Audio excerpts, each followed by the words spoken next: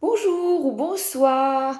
Et si nous parlions du tarot de Marseille aujourd'hui, avec un tout mini tarot d'Emmanuel IG qui a retranscrit des images, on a le pendu, des images du tarot de Marseille de Nicolas Convert qui se trouve à la Bibliothèque nationale de Paris. Les couleurs sont assez douces, je trouve. Il n'est pas criard. Le tarot de Marseille est, vous allez me dire, sont toujours les mêmes dessins. Pourquoi étudier encore un autre tarot? Eh bien, je dirais, pour le format, voilà, c'est un petit format, et que chacun l'exploite ou le retranscrit à sa manière, depuis Nicolas Convert, Grimaud, Jodorowsky, chacun a ses couleurs ou ses croyances et l'exploite, l'explique à sa manière. J'aime beaucoup Emmanuel Iger qui là nous laisse nous connecter à notre intuition et n'est pas dans des objectifs rigoureux, c'est comme ça, non. Elle nous donne des pistes, une explication sommaire, juste, précise, concise, afin de l'utiliser à bon escient pour nous aider au niveau de compréhension de soi, afin de s'aider soi-même et aider les autres. D'ailleurs, il y a une introduction qui est, que j'espère avoir, voilà, de Jung, qui regarde à l'extérieur se perd dans ses rêves, qui regarde à l'intérieur s'éveille. Eh bien, rien que pour ça, c'est un bijou. On lui donne un bisou. Voilà. Alors, elle expose d'abord un tout petit historique de ce jeu, du tarot de Marseille. Elle parle de la composition, comment tirer les cartes, comment lire les cartes, et puis, à chaque fois, vous allez voir, je vais vous montrer par l'exemple, elle nous donne une explication pour comprendre surtout les arcanes mineurs. Alors, j'aurais bien aimé effectuer un tirage qui est le triangle de l'oracle. Pour toi, pour vous, et voir un peu là maintenant, dans le domaine professionnel, ton atout, le danger et ce qui va arriver. Elle a donné ici un exemple en plus, dans un tout petit livret. Écoutez, cette fille est phénoménale. Moi, elle m'épate, elle m'épate, elle m'épate, elle m'épate. Vraiment. Alors, à nous, pour toi, quel est ton atout au niveau professionnel? Alors, elle nous dit, tirer les cartes, tu tires comme tu veux, comme ça, de la main gauche, la tête à l'envers, hein, comme on a vu le pendu, on s'en tape le coquillage, on bat comme on veut, et surtout, on vide son esprit, on vide sa petite tête, et je me connecte aux énergies, ici, là, maintenant, avec toi. Alors, c'est parti.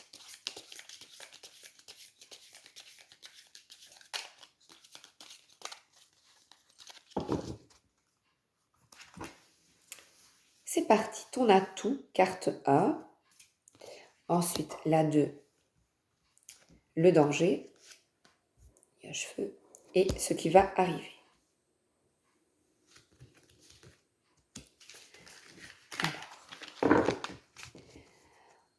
Alors, comme toujours, quand vous avez votre tirage, n'oubliez pas, vous interprétez vous, et puis vous lisez dans le livret.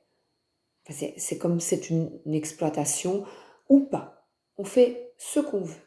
Ici, comme je présente le petit tarot, je vais regarder et puis je vais lire dans le livret. Alors, on est ici. Ton atout, c'est le 10 de denier. Le 10 de denier, c'est une fin de cycle. C'est de transmettre à l'autre tes connaissances. Donc, au boulot, tu as envie de partager, de transmettre.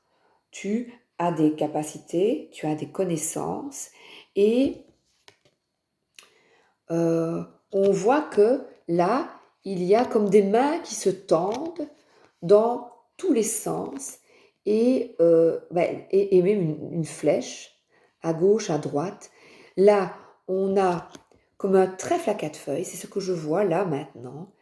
Donc, tu as peut-être de la chance, tu es bien dans ton job et tu as envie, toi, d'aider les autres euh, et vraiment, comme des petites lumières, de, de donner un peu de ton temps, de ton argent à l'autre. Et il y a vraiment une forme d'épanouissement, d'aboutissement. Alors, donc c'est ton atout, donc des connaissances. Je vais aux 10 de denier. Alors, ils sont classés par chiffres. Donc, je vais aux 10, tous les 10, les 4 10 de bâton. Ouais. Alors, de denier, prospérité partagée, transmission, soutien dans les projets, capacité à se dépasser et à améliorer la vie d'autrui. C'est bien. Alors, moyen mnémotechnique pour comprendre la carte. Alors, voilà, je le mets là. La fleur du milieu semble envoyer ses pouces le plus loin possible pour que son énergie profite à tous les deniers, même au-delà de la carte. Ah oui, c'est chouette ça. Même au-delà. Dans l'infini et au-delà, hein, c'est ça. Alors, ensuite, le danger. Alors, j'ai le cavalier de coupe. Le cavalier de coupe, eh bien, il est dans l'émotionnel, le peut-être trop d'émotion. Trop d'émotionnel puisque il y a une forme ici, malgré tout ce que tu veux donner, eh bien, il y a par ce... j'ai dit cavalier, non, mais c'est valet, pardon. Je ne sais pas si je dis cavalier, c'est valet. Je crois que je dis cavalier, mais c'est valet. Il y a... le danger, c'est de ne pas te sentir à la hauteur, d'être dans l'émotionnel, dans une trop grande sensibilité parce qu'il y a des petites fleurs dans les cheveux, et pourtant il y a plein de couleurs à donner, plein d'émotions à transmettre, mais il s'agit vraiment d'avoir confiance et de croire en toi.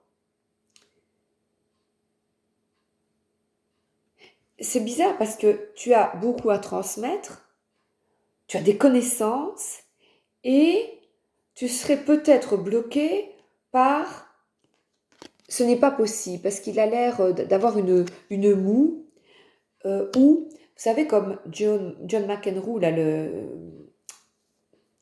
tennisman, mais jeter sa raquette, non, c'est gagner à tout prix, voilà, d'être dans, non, c'est pas possible, c'est une émotion de comparer sa coupe, puisque je parle du tennis ici, comparer sa coupe avec l'autre, euh, et on te dit que tu es bien, sois toi-même, euh, ose, je tire ton chapeau, et bien toi aussi, voilà, c'est tirer un chapeau sur scène, toi aussi, tu es capable d'y arriver. Alors, valet de coupe,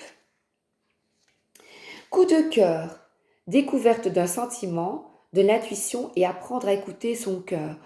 Donc, comme c'est un peu un blocage, c'est de ne pas oser, de ne pas t'écouter, de ne pas écouter ton cœur, de ne pas écouter ton intuition. Le moyen mnémotechnique, comme un adolescent qui découvre l'amour naïf et mignon, le valet a mis une couronne de fleurs dans l'espoir de plaire à celle qui fait battre son cœur.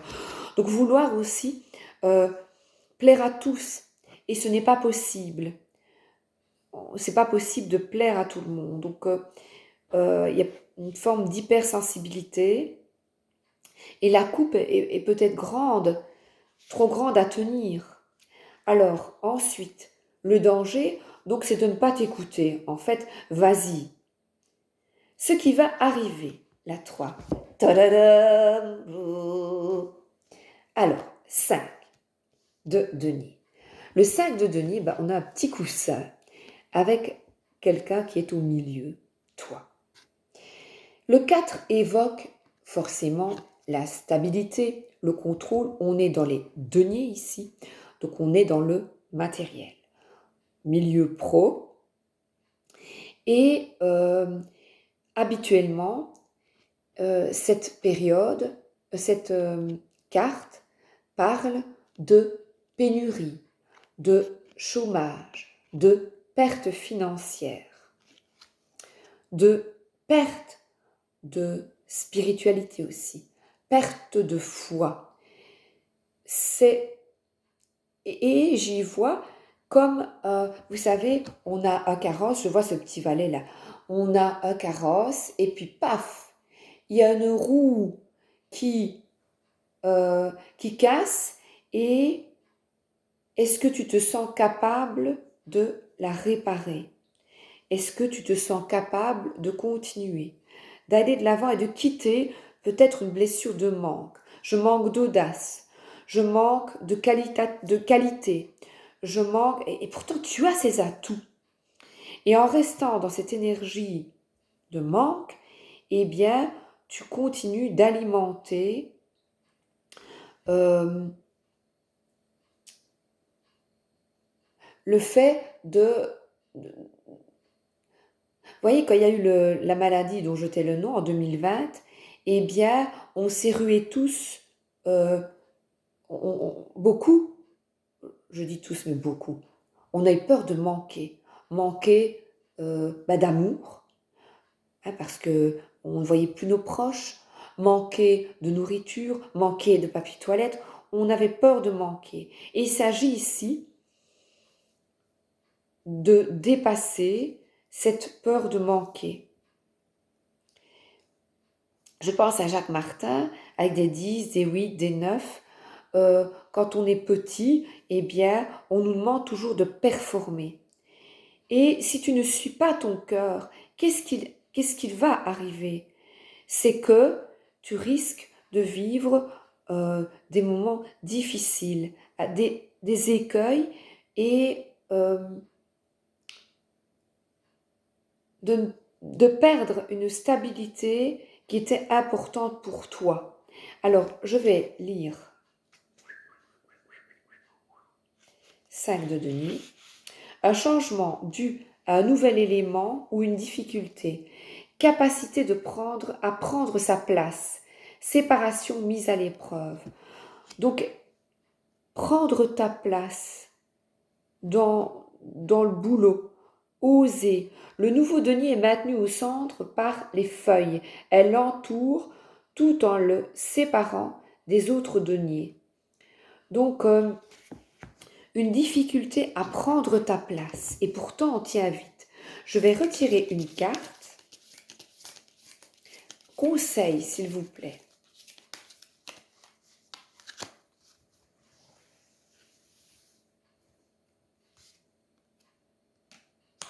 Alors, le pendu est à l'endroit. Il n'est plus pendu. Et il a ses cheveux en l'air. Alors, je le mets maintenant. Si, c'est sortir du sacrificiel. C'est un moment de pause, de recul sur soi qui est terminé. Et on te demande maintenant d'aller oser aller perdre peut-être un instant cette stabilité, être en état latent, en état de pause, afin de sortir d'un sacrifice au niveau du travail, d'un travail qui ne te correspond plus.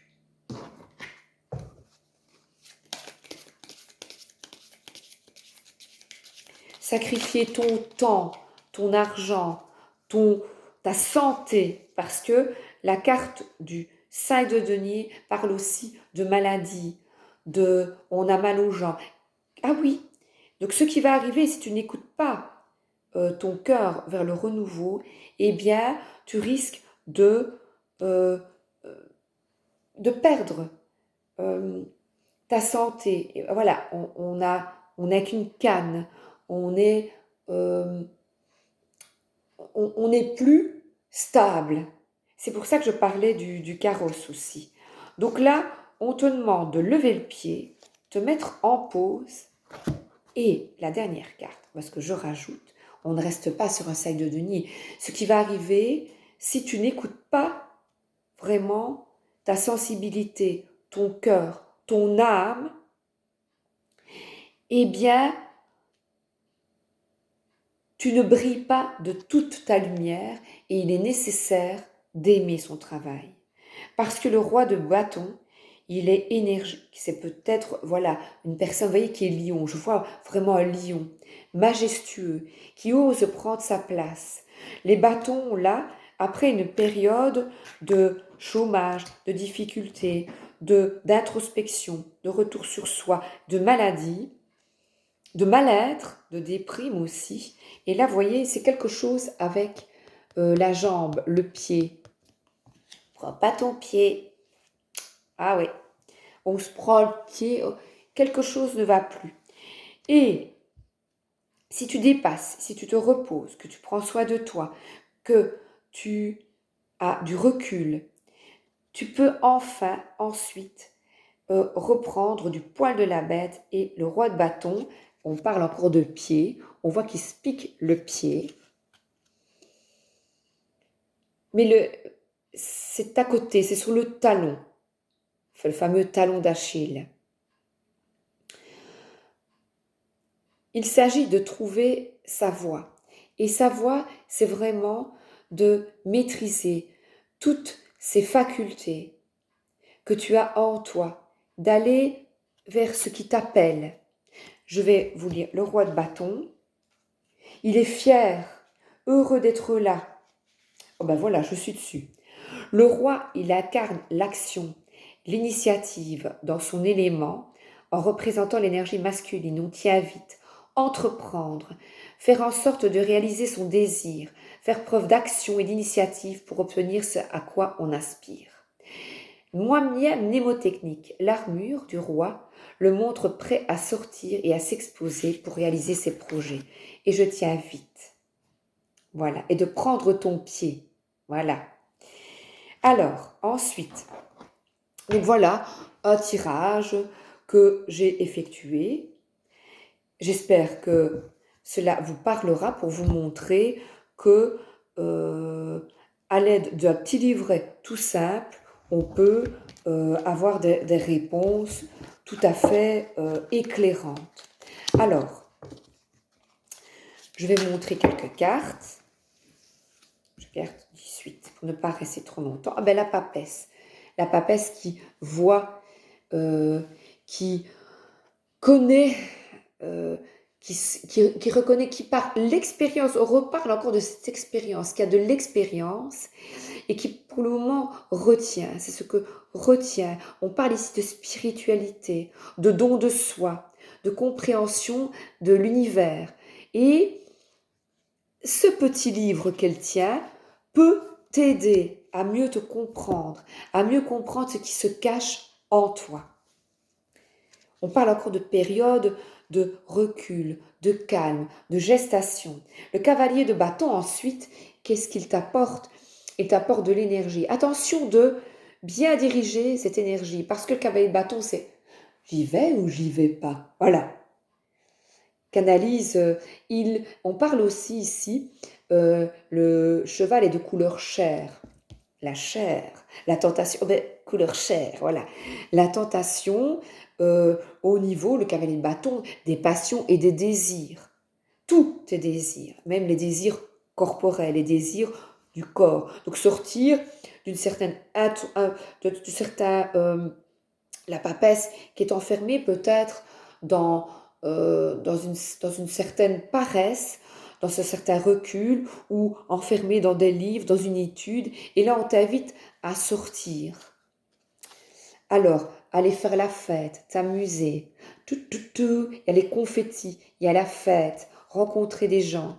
Sortir de sa maison, sortir de son foyer. C'est l'époque maintenant. Je tourne la vidéo au mois de décembre et on voit des boules de Noël, de la neige. Et là, on parle de désir, de sortir, de blessures, de difficultés.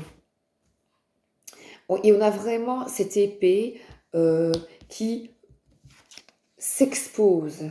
Et, oui, on a une révélation peut-être spirituelle, parce qu'on est avec la papesse, c'est très spirituel. C'est une nouvelle compréhension de soi et on a envie d'avancer. Alors, la maison Dieu, je vais te montrer comme c'est une carte. Voilà. Et au lieu de parler, je vais, voilà. Ah mais oui, mais c'est flou. Je ne sais pas comment on fait. Mince. Mais je vais parler. Voilà. Je ne sais pas, je suis avec mon portable ici. La carte. La maison Dieu, je terminerai par ça. La maison Dieu représente une tour frappée par la foudre, avec des personnages tombant de ses ouvertures dans une nuée d'étincelles. Ce choc soudain symbolise les révélations inattendues et les changements radicaux.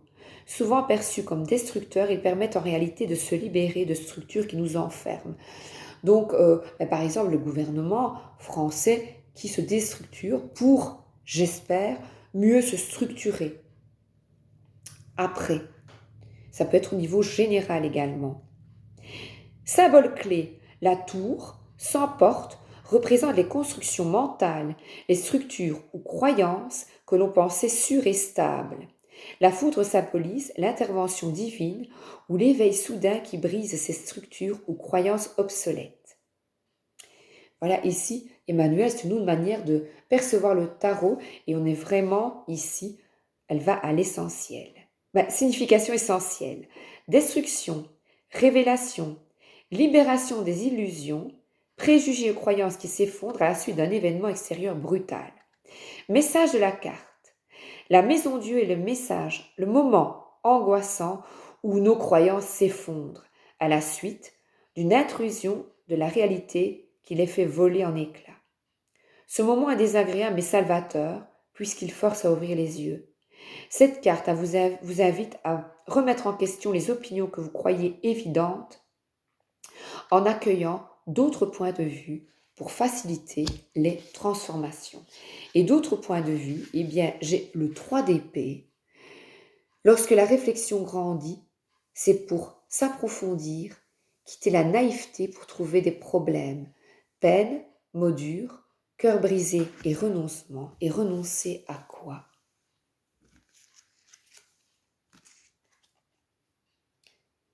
Renoncer à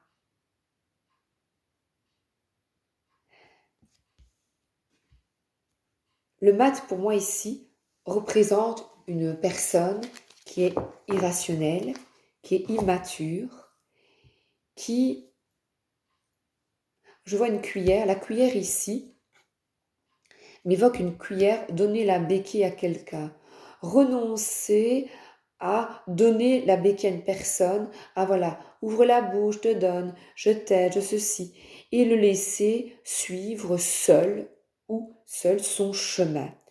Donc renoncer à une personne qui doit, même si cela vous peine, qui doit évoluer seul. Et là, on a le zéro, le mat, quelqu'un qui doit recommencer à zéro, seul, sans toi, sans vous.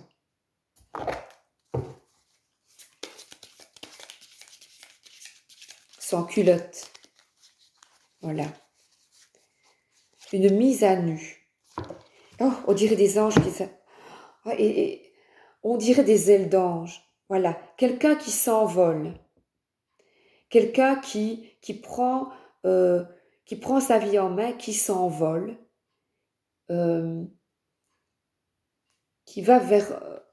qui quitte le foyer. C'est triste, cela vous attriste peut-être, mais il est temps vraiment